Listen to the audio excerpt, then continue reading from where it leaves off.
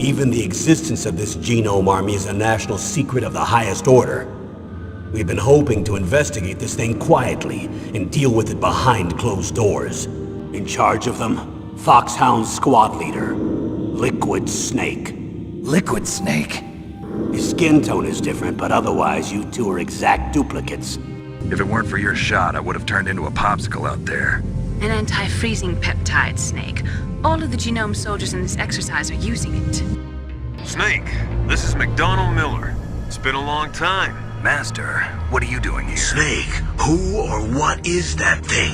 Is he an enemy or not? That's what I'd like to know.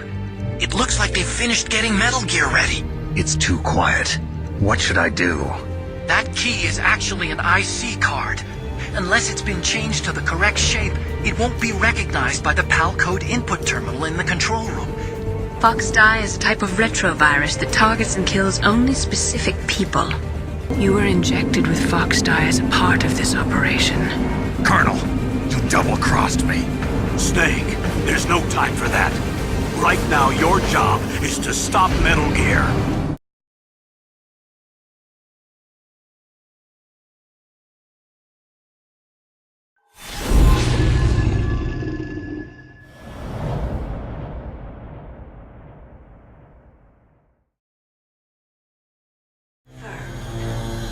PAL code entry complete. Detonation code activated. No, why?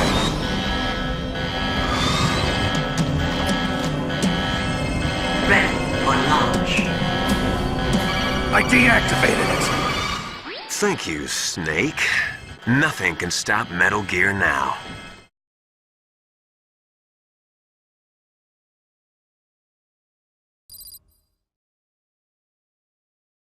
Foxhound didn't become the formidable special forces unit it is without making connections. And thanks to this networking, they've known about the Foxdie pathogen all along. But Foxhound were unsure how it works, just as they were about activating Rex's nuke. And when Ocelot pushed the DARPA chief too hard during an interrogation and killed him, it seemed they'd never learn how to actually carry out any of their threats. Fortunately for Foxhound, Plan B had already been carefully, dutifully planned and initialized, just like in any other operation of theirs. Snake, that's not Master Miller. Master Miller's body was just discovered at his home. He's been dead for at least 3 days. Snake, you've been talking to me, dear brother.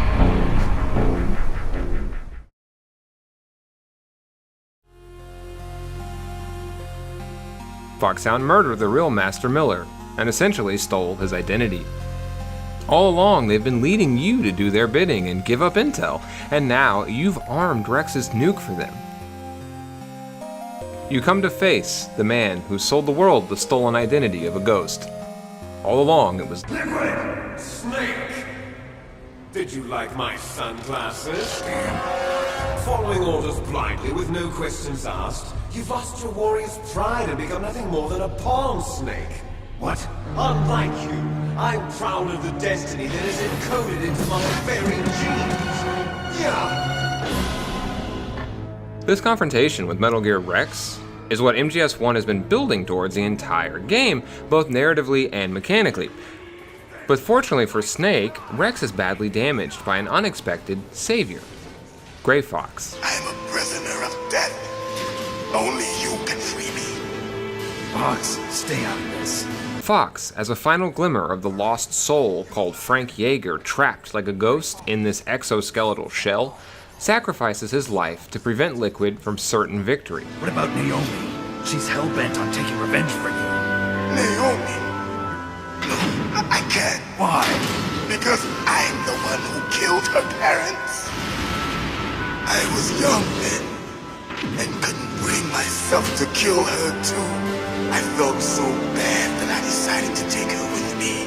I raised her like she was my own blood to soothe my guilty conscience. But every time I looked at her, I saw her parents' eyes staring back at me. Tell her for me. Tell her that I was the one who did it. There you are!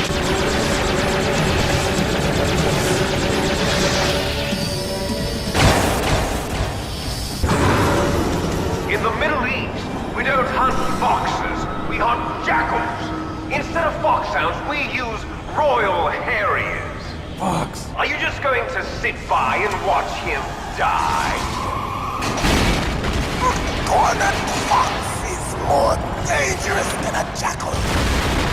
As you can only look on in grief and shock through the scope of the stinger, Gray Fox is given his chance at the series' hallmark, a lengthy, moving monologue to mark a character's death. Can't do it. I was taken from the battle, neither truly alive nor truly dead, an undying shadow in a world of light. But soon it will finally end. No, I can't do it.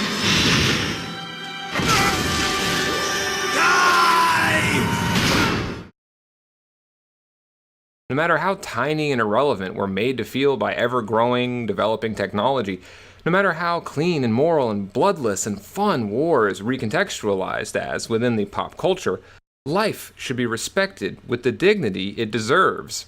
And when it is not, a rot begins to set into the very soul of our species. It's this putrid corpse of humanity, this faceless phantom embodied by Gray Fox himself. No amount of cutting-edge science, technology, or medicine can restore him. There is no prosthesis for what Fox has been amputated from. Some things, sadly, simply cannot be undone. But in his final moments, Fox gives a moving ode to the enduring liberty of the human spirit. Snake, we're not tools of the government or anyone else. Fighting was the only thing I was good at. But at least I always fought for what I believed in. Snake, farewell. Even after all the ways the government has tried to crack down his psyche, drain his will, and transform his very essence from a human being into a mere machine of war, he remains human after all. Rex's moveset is larger than any other boss, and each of its weapons demonstrate firsthand the military doctrine of shock and awe. Not only that Rex causes devastation, but how is wrapped up in the theatrics of its function as a weapon of psychological warfare. Rex was literally designed to be a walking nightmare and a piece of propaganda marketing the user's strength and technological superiority.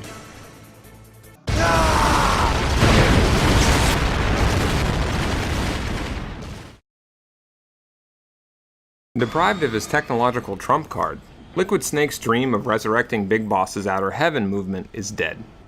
And for the first time, the twin snakes interact not through ruses or contests of strength, but as brothers might.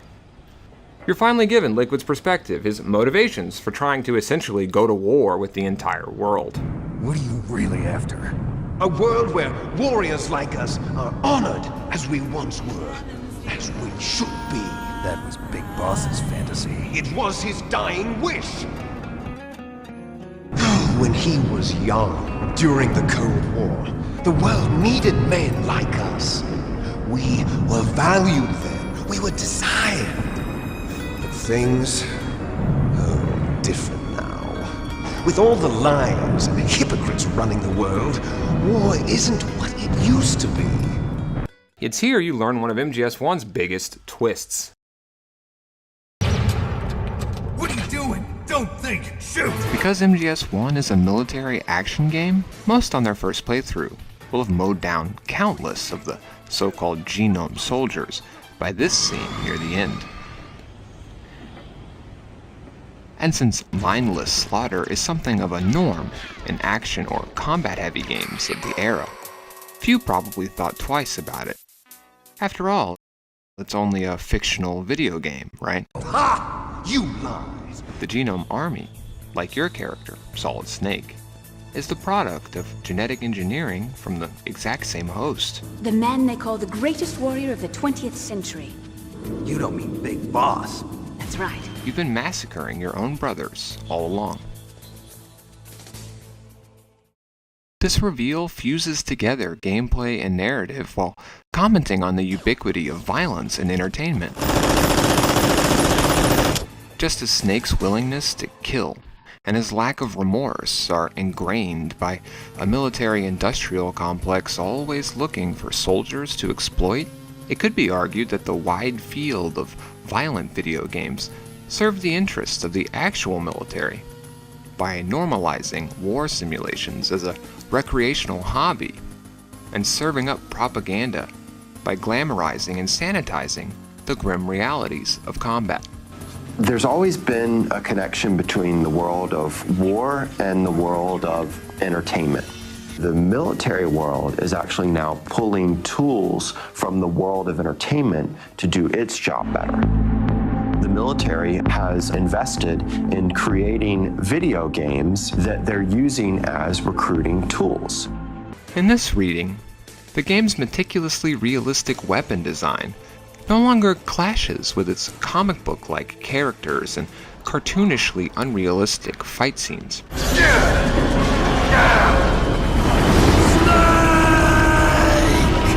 Because both lure you into thinking that this game offers unreflective, consequence-free violence, when in fact, it is the opposite.